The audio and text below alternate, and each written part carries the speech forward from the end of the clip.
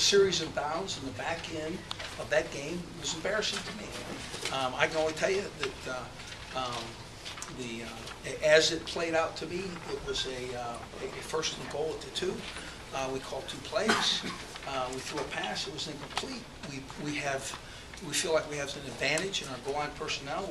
We send in our goal line personnel. The mistake was made right there. We should have called 2 plays in our goal line personnel, so we would have gotten 2 plays. Or we should have called the run and the clock. That's what should have been called, but that's not what happened. What happened is we sent that one in without the second play called. Goal line personnel down the goal line is awkward at times to get it all right because we substitute tackles and we substitute a number of people.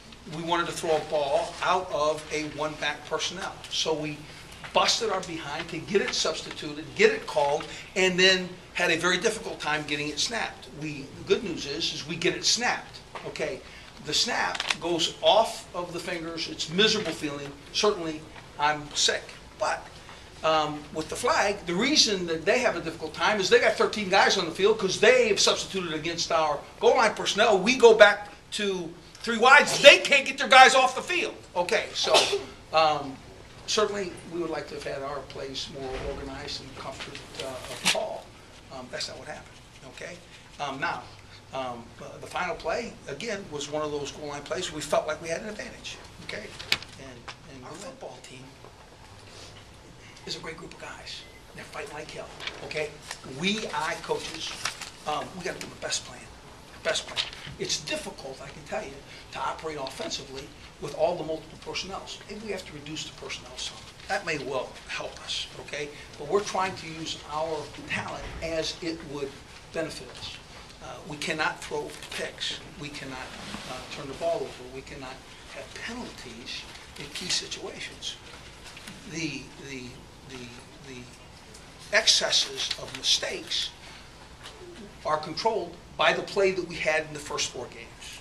The first 4 games were lack of offense, a little rum-dum, oh, here we go, and not as many yards throwing, but not as many mistakes. So what we have to do is come to some resolution. And why the need for all the switch when you're a yard away from the goal line?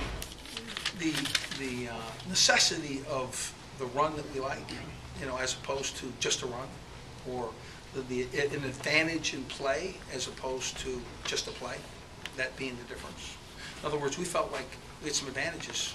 They hadn't seen us on the goal line, and we're going to run a play that we're going to run in the end zone. Did you sub back? We eventually did. Did you sub back to goal line on the play that you won the game? Last play, absolutely. Les, can you get the clock play in any formation that you guys have, though? I beg your pardon? In any formation that you guys have, you can get the clock played at any time. Absolutely. And so is there a signal from the sideline that can relay that? Should have got that, you betcha. It looked like, was Jordan looking for the play? It seemed like Jordan, when he got on the field, was looking toward the sidelines for the play. Was he looking for the play? We operated with 2 different quarterbacks during that time, too. I mean, it was the multiplicity of personnel, created certainly some of the issues. But I'm sure he was looking at, we operate with wristbands. Those guys got to handle those wristbands. And it's, at times, that's difficult in itself. You imagine the pressure and the excitement and the clock running down and having a wristband call. Coach, what was Jarrett's role coming into the game? Was he going in 3rd series regardless? Just like you saw. That was his role going into the game. And will it continue moving forward? Yeah, I think that's. I think we need to play both quarterbacks.